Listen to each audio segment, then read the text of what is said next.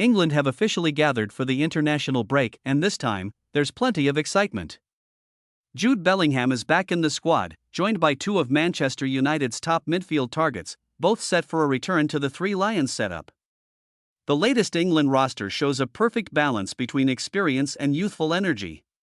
In goal, Dean Henderson from Crystal Palace remains a reliable option with sharp reflexes and great intensity, while Jordan Pickford, Everton's number 1, continues to earn his place thanks to his calm passing and leadership qualities that have kept him England's first choice across multiple managers. Nick Pope of Newcastle completes the goalkeeping trio with his long reach, composure, and commanding presence in one-on-one situations. In defense, Gareth Southgate, or rather, Thomas Tuchel now, has a diverse set of options. Dan Burn brings aerial strength and physicality, perfect against opponents who rely on long balls. Mark Gahey of Crystal Palace keeps impressing with maturity beyond his years, intelligent, composed, and ready to make the jump to a top club, maybe even by the end of this season.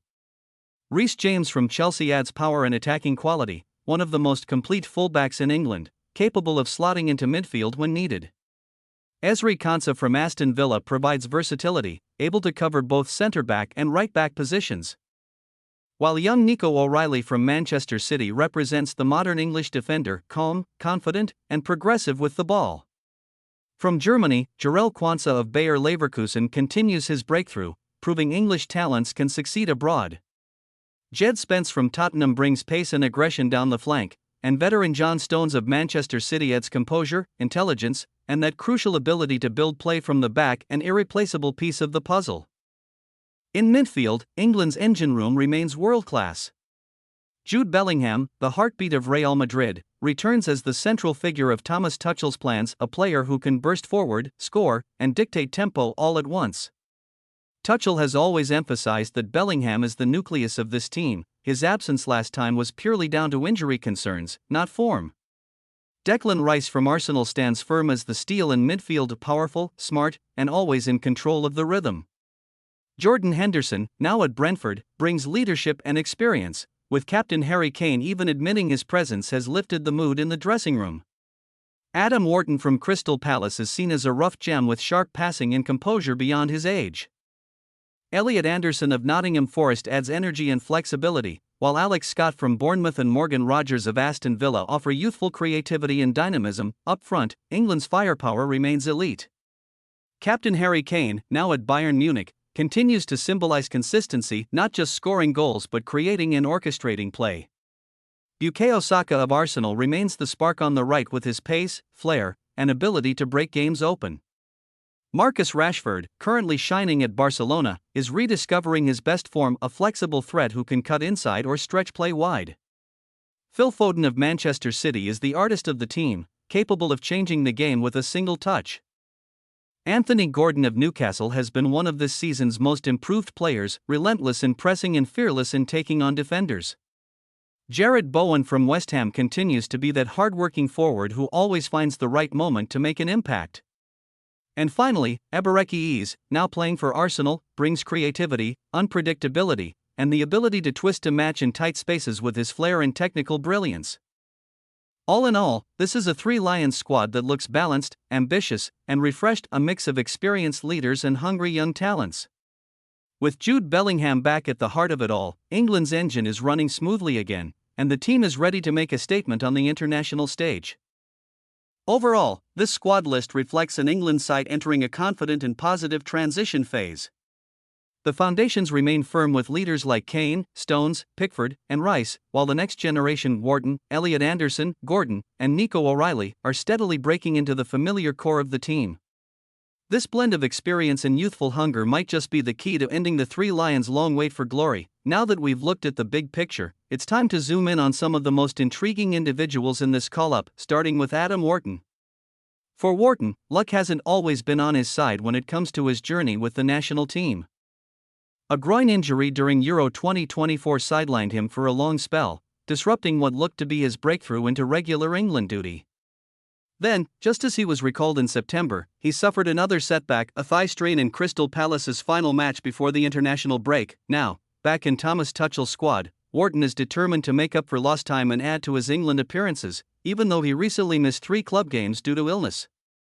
The reason Tuchel continues to trust him is simple: Wharton brings something different, something almost unique: precise passing, sharp vision, and composure under pressure. At just 21, he may not have enjoyed a perfect start to the season, but his attitude and consistency have never wavered.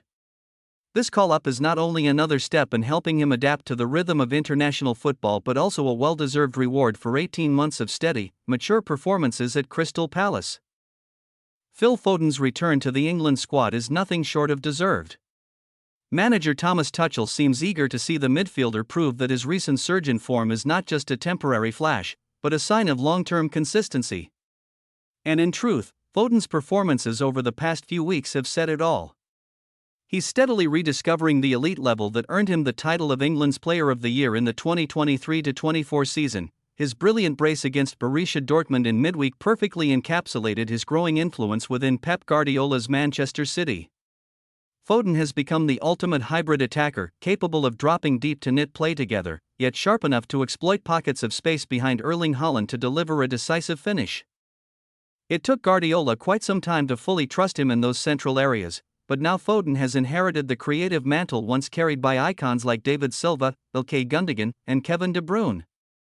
Once known as an energetic winger, he's matured into a genuine orchestrator, a player who knows when to accelerate the tempo and when to slow the rhythm down. That's precisely why Tuchel now views him as the central figure in his tactical setup, operating between the lines, somewhere between a number 9 and a number 10, capable of finding space where none seems to exist and creating moments of brilliance few others can replicate, despite enduring a difficult spell after a disappointing Euro 2024 campaign.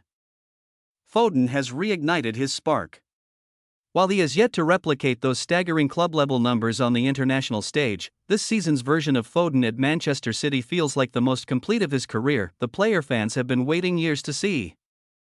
The inclusion of Jarell Quansah in this England squad comes as something of a surprise, given his rocky start at Bayer Leverkusen. The early season dismissal of Erik ten Hag, after just 3 competitive matches, disrupted the team's rhythm and made Quansah's adaptation even tougher. He's still trying to build chemistry with his new defensive partner Loic Bade, and a few costly errors have inevitably drawn attention. That said, Quansah's talent is unquestionable. He's a player of genuine potential, one who absolutely merits the national team's attention. His current struggles are understandable, considering he's still adjusting to life in the Bundesliga and joined Leverkusen at a time when the club itself is undergoing a period of transition. Even so, judged purely on current form and confidence levels, his selection remains a debatable call. Quansah likely needs more time to prove that he truly deserves this opportunity. And then there's Alex Scott, a name that might have raised a few eyebrows on the call-up list. But the young Bournemouth midfielder has steadily earned his moment. After showing glimpses of his technique and intelligence during his first 2 seasons, this campaign marks his true breakout. His rise began with a string of standout performances for England's U21 side at last summer's European Championship, where he showcased not just flair, but maturity. At just 22 years old, Scott is the kind of midfielder who thrives under pressure, always ready to receive the ball in tight spaces and link play quickly. He's also a confident dribbler, drawing an average of 2.1 fouls per 90 minutes. Ranking just behind Bruno Guimaraes, Elliot Anderson, and Brendan Aronson among Premier League midfielders. In the early stages of the 2025-26 season, Scott has become a key figure in Bournemouth's off-ball defensive setup, winning 58% of his duels out of an impressive 10.6 challenges per 90 minutes. His tireless work rate and quick ball recoveries have helped the team maintain control in midfield zones. After battling through 2 injury-plagued seasons, 2023-24 and 2024-25, marked by persistent knee problems, Scott now looks to be in the best physical condition of his career. His return to the national team is not just a nod to his resilience and growth, but a well-earned reward for the consistency and maturity he's shown over the past year. In Thomas Tuchel's final England squad of 2025, the biggest talking point among fans isn't just about who made the cut, it's about those not on the list. First up is Morgan Gibbs-White, once the creative heartbeat of Nottingham Forest, but now struggling for form amid the club's turbulent period. The talent remains undeniable, but Tuchel has little patience for half measures, and Gibbs-White finds himself stepping aside. At least for now, Ollie Watkins shares a similar fate. With only 1 goal in his last 17 appearances, the once reliable Aston Villa striker seems to have lost both confidence and connection within a blunt attacking system. In goal, Aaron Ramsdale has fallen victim to the consistency of others. The calm, assured performances of Nick Pope have made it nearly impossible for Ramsdale to reclaim his spot. Despite his unquestionable quality, James Maddison, meanwhile, finds himself caught between styles. Tuchel's philosophy prioritizes mobility and pressing intensity over a traditional number 10, and Maddison, for all his flair, simply doesn't fit that mold right now. Out wide, both Ben Chilwell and Trent Alexander-Arnold miss out due to dip in form and lingering fitness issues, while Reece James and Dan Burn have impressed Tuchel with their discipline and reliability. Taken as a whole, Tuchel's selections reflect a clear principle: form over fame, system over sentiment. He's opted for players who complement his tactical structure rather than big names who stir emotion. Still, for supporters, the absence of figures like Gibbs-White, Watkins, Ramsdale, Maddison, and Alexander-Arnold leaves a void, not just in terms of quality, but in the character and flair they once brought to the Three Lions. That said, Tuchel's England still looks strong on paper, a side built on balance, energy, and tactical cohesion. Now, all eyes will be on whether this group can deliver when it matters most, as the 2026 World Cup looms on the horizon. And what about you? How do you feel after seeing England's latest squad announcement? Share your thoughts and predictions about this lineup down below in the comments. We'd love to hear your take.